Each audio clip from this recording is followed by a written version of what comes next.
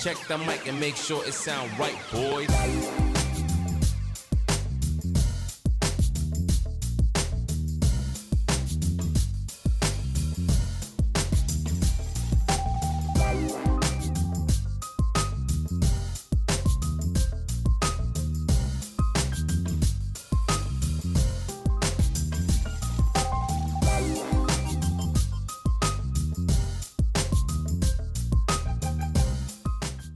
Okay, hello people and welcome back to another video. It's been a while. In this video here, or this series, we're going to be making this bike great again. As you can see, she's looking a wee bit sad. She's missing a few pieces. And we're going to bring it back and get it running again for this upcoming summer here in New Zealand. Okay, so this bike here is now officially 40 years old, and in New Zealand that means it's classed as vintage, which means our yearly registration goes from around about $500 down to $50, which is a huge jump. Once you reach that 40 years old, it becomes awfully cheap, so that is another reason to get this bad boy back on the road. So what are we going to be doing? We're going to be changing these carburetors. These have been a headache since day one. We're going to rewire the whole thing. We're going Moto Gadget. We're going to be keeping this gauge. There's nothing wrong with this gauge. I quite like it. It's something different. Headlights are being changed to a single round one. Turn signals are being changed, throttle control, all the buttons are being changed to the Moto Gadget style. We're getting a new tail light, new turn signals at the back. I'm thinking I'm going to take this rear subframe off, and I want these arms here to be lengthened just to bring the seat a bit more up. It's always felt like I've been sliding down the back, so that's going to be happening. Going to be getting new tyres front and rear. As you can see, this front one here, she's seen better days. Manufacture year on this is actually 2012, so it's a reasonably new tyre made to look old. I thought it was a heck of a lot older than that.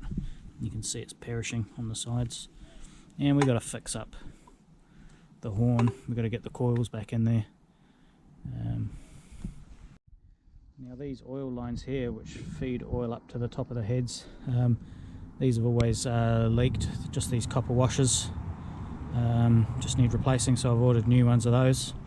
I've also ordered a new side cover gasket for both sides. We've got new oil filter, all new O-rings,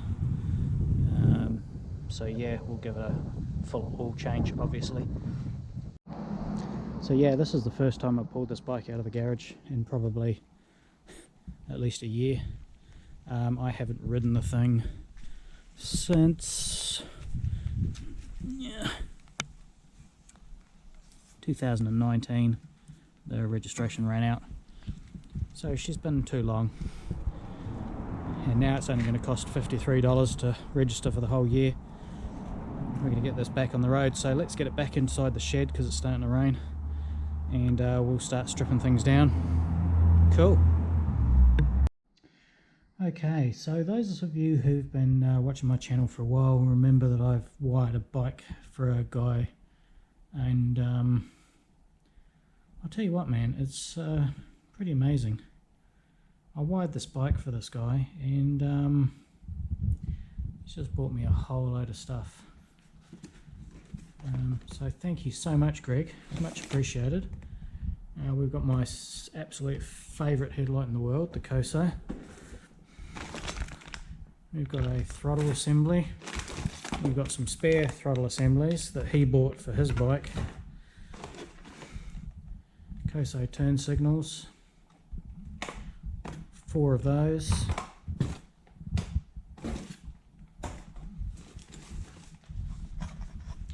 Moto Gadget M unit or Mo unit blue.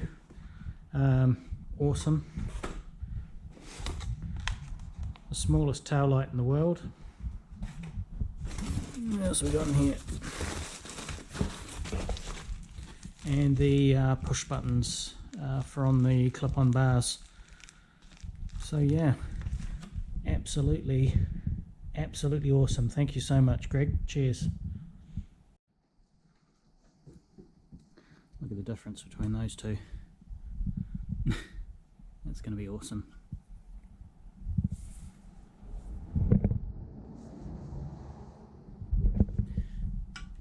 The turn signal is going to look pretty neat as well.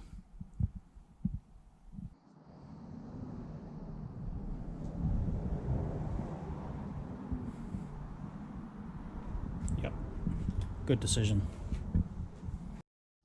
Okay, well, let's start stripping this bike down, putting everything in boxes, labelling it.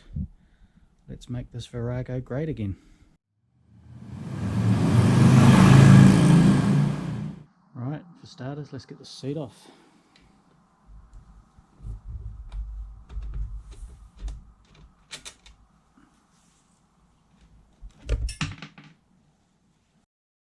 So here's all our old electrics, the old fuses. Yeah, forget what that one is. I think that's a fuse, motor starter relay, the old key switch. All this is coming out, which is going to be good. Next we'll get the tank off. There should be a little pin under here you pull out and the whole tank should come off. Fuel lines are disconnected, so it should just lift off. Should.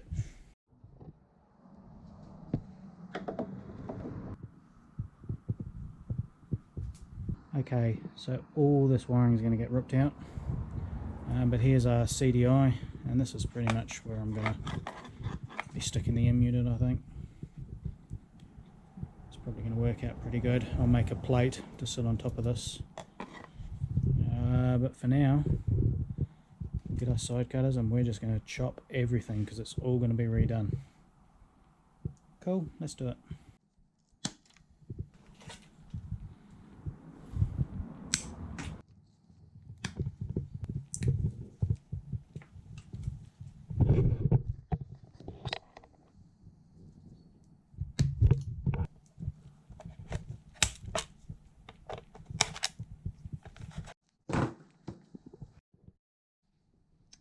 Starter motor solenoid, we want to hang on to this. We're going to reuse it. Just redo the cables. Cool.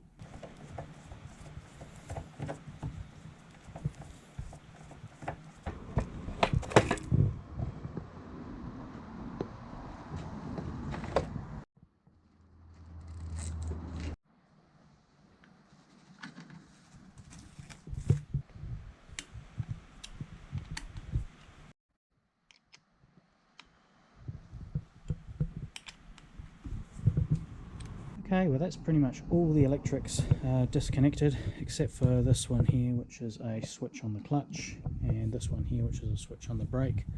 Just going to leave those two levers on there for now. Okay, so I just made this little plate here, mounted the M unit on there, and the tank won't go on. It's hitting these connectors, so that was a bit of a fail. So I think I'll move this down here. There's plenty of room down here that's not being used. It's a shame, but that's how it goes.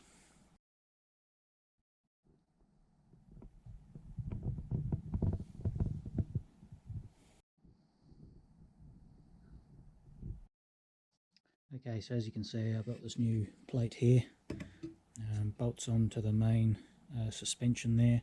She's solid, not going anywhere. I've just put the tank on to make sure everything's going to fit, and it does. So now we've got plenty of room, so she's all good.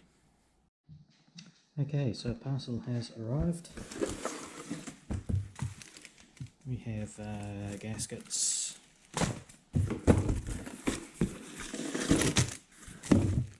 have all sorts of washers, copper washers, a little key ring,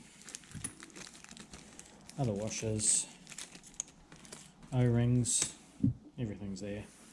Awesome. Let's go back out to the garage and have a look at where we're up to. Okay, so as you can see, I've got the rear shock out. We've gone down a wee rabbit hole here, as we always do when it comes to builds like this. As you can see, I've got this shock here. It's off an R6. I've just got it sitting in there. Looks pretty damn good, if I don't mind saying so myself. But it needs a lot of engineering to get it to fit. I've done a wee bit of homework and found out the best way to do it, so let's have a look at that now. So the R6 shock is shorter by about 3 inches, 100mm or so. So we need to get something made to take up that space. You can buy stuff out there. There are some nice stuff, but it's expensive, like $200 US, and I'm sure my mates at the engineering place, they can make something for me if I ask them nice enough. So I'm going to go see the lads and go from there. Okay, the other issue we've got is this pin goes through the swing arm here and through the shock, but the bushing that's in the shock there at the moment is too small. I have some videos of guys drilling them out. Not a good idea. We need to press that rubber bush out and get some new ones made up that will fit this. So here's our shock bushing, here's our pin. She ain't going to go through that hole. So this needs to be pressed out, and we need new ones made for this here. So my other issue was I wanted this rear subframe raised. I think I talked about that, by about 10mm. Took the rear subframe off and I was going to take it into the lads, but getting to remake it and getting all these holes to line up, I think is a bit too much to ask. So I think what I'm going to do is strip everything off, drop the engine, and take the frame, the rear subframe, the rear swing arm, the shock, take everything into them, and then they've got everything there and they know exactly what needs to line up for the shock, what needs to line up for these. Yeah, like I said, she's a rabbit hole that we've gone down, but I think it's probably the best way to do it. So yeah, I think you'll agree, that rear shock does look pretty good in there. The red spring, and yeah, I think it looks pretty neat. So I'm going to leave this video here. It's getting a wee bit long, so thanks for watching. Hope you enjoyed the video. Keep tuned, because we'll start stripping this thing down, getting the frame off, and yeah, next video shouldn't be too far away. Okay, out of here.